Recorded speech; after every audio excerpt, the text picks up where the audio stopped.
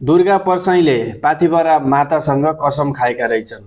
उनले यो अहिलेको व्यवस्था र अवस्था परिवर्तन नभएसम्म, आफूले परिवर्तन गर्न नसकेसम्म पाथिभरा माताको दर्शन गर्न जाँदैन भनेर कसम खाएका रहेछन्।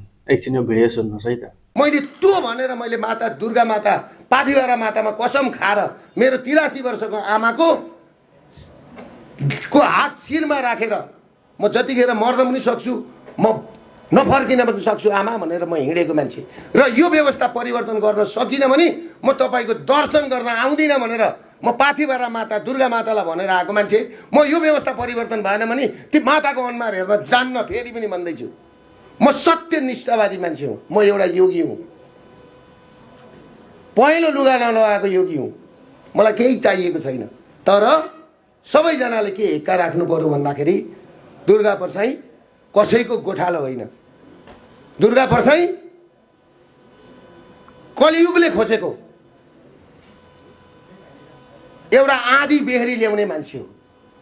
र यो आँधी बेहरीले बगाउँछ। किनभने आज रासपाका रवि लामिछाने, आज प्रचण्ड, आज खड्गप्रसाद ओली प्रधानमन्त्री, आज शेरबहादुर देउपा तपाईँको मिलेर खाने बेलामा एक ठाउँमा आए।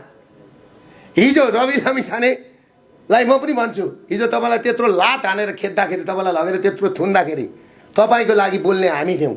तर आज मिलाएर खाने बेलामा फेरि तपाईँ हिजो गएर वार्ता गर्नुभयो।